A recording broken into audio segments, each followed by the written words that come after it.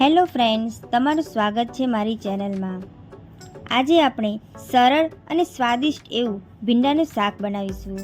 જો તમને મારી રેસીપી ગમતી હોય અને હજુ સુધી ચેનલને સબસ્ક્રાઈબ ન કરી હોય તો સબસ્ક્રાઈબ કરજો અને બાજુમાં આપેલી ઘંટી દબાવજો, એટલે નવી રેસીપીની નોટિફિકેશન ડાયરેક્ટ મળી જશે. સૌપ્રથમ ભીંડાને પાણીથી ધોઈ લો અને કપડાથી અથવા પેપર નેપકિનથી લૂછી નાખો. જો શક્ય હોય તો ભીંડાને 2 થી 3 કલાક પહેલાં ધોઈને સૂકા કરી નાખો. ભીંડાનો ઉપરનો અને નીચેનો ભાગ કાપીને કાઢી દો અને ગોળ ટુકડાઓમાં ભીંડાને સમારી લો. હવે આપણે ભીંડાના શાક માટે એક પેસ્ટ તૈયાર કરશું. તેના માટે એક નાના મિક્સર જારમાં 15 થી 16 ફોલેલા લસણની કળીઓ, 1 ઇંચ આદુનો ટુકડો, 3 નંગ લીલા મરચાં, અડધી ચમચી તલ, અડધી ચમચી જીરું લઈ તેને ગ્રાઇન્ડ કરો. ભીંડાના શાક માટે પેસ્ટ તૈયાર છે. હવે ભીંડાનું શાક બનાવવા માટે એક પેન લો. તેમાં 3 પરી તેલ એડ કરીશું.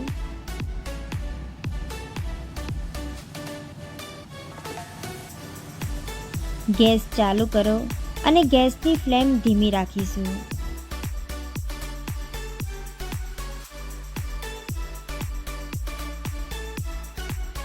તેલ થોડું ગરમ થાય પછી એક નાની ચમચી રાઈ એડ કરો.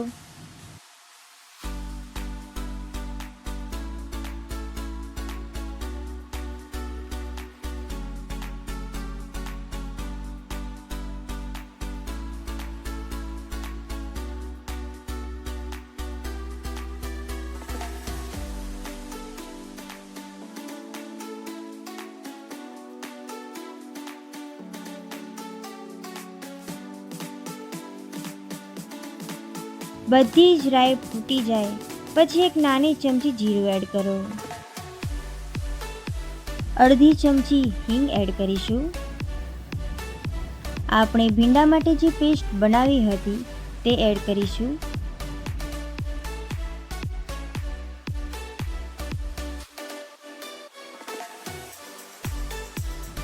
એક નાની ચમચી હળદર પાવડર એડ કરીશું.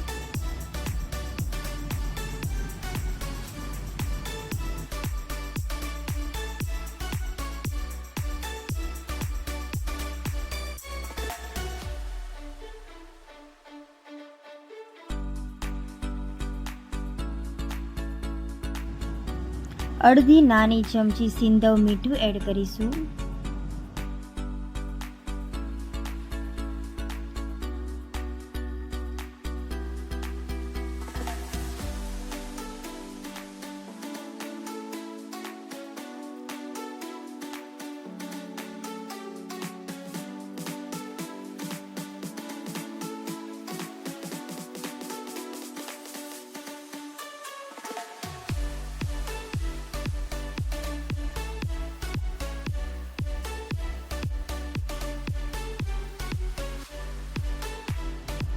પાંચસો ગ્રામ ભીંડા લીધા છે, તેને એડ કરીશું.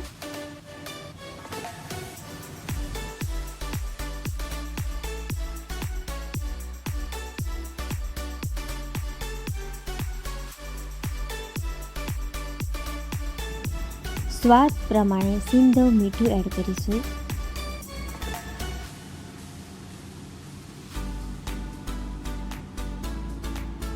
અને બધું જ બરાબર મિક્સ કરીશું. ભીંડા સંકોચાવા લાગે અને ઘેરા લીલા રંગના થઈ જાય ત્યાં સુધી પકાવીશું.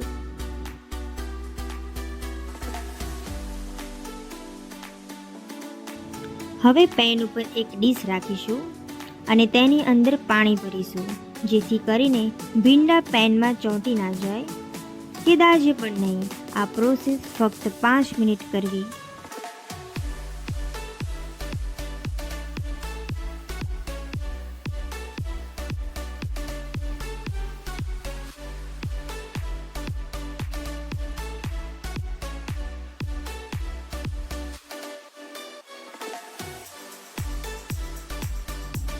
પાંચ મિનિટ પછી ડીશ લઈ લો.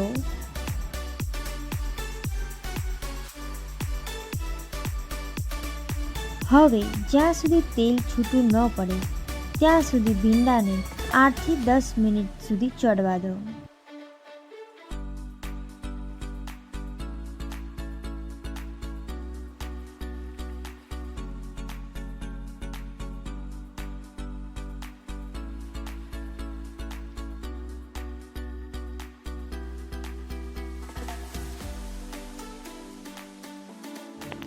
ભીંડાને વચ્ચે હલાવતા રહેવું જેથી કરીને ચોંટી ના જાય.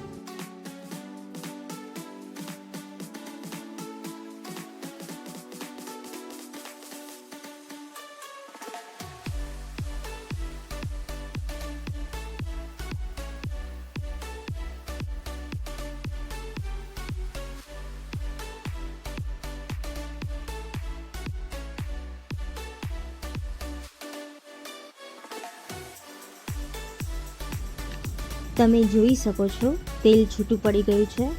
ભીંડા બરાબર ચડી ગયા છે. છેલ્લે જ મસાલા એડ કરીશું. પહેલાં મસાલા એડ કરીને ચડવા દઈએ તો મસાલા દાજી જાય. 1.5 ચમચી લાલ મરચાંનો પાવડર એડ કરીશું. અહીં મેં દેશી લાલ મરચાંનો પાવડર અને કાશ્મીરી લાલ મરચાંનો પાવડર બંને મિક્સ કરીને લીધા છે.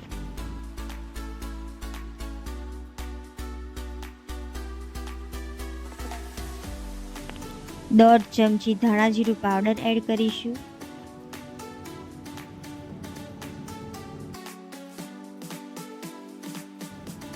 બધું જ બરાબર મિક્સ કરી દઈશું. તેને 1 મિનિટ માટે ચડવા દઈશું.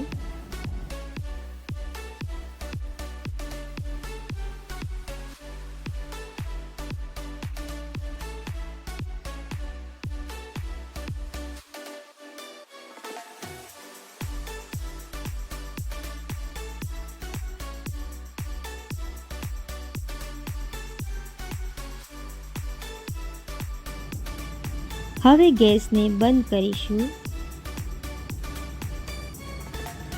સમારેલી કોથમીર એડ કરીશું. ભીંડાનું શાક પીરસવા માટે તૈયાર છે. તમને આ રેસીપી કેવી લાગી એ કમેન્ટમાં જરૂરથી જણાવજો. અને જો રેસીપી ગમતી હોય તો વિડીયોને લાઈક કરજો, શેર કરજો અને મારી આ ચેનલને સબસ્ક્રાઈબ કરજો. અને આવી જ નવી રેસીપીઝ માટે બેલ આઇકન બટનને પ્રેસ કરજો. Thank you for watching.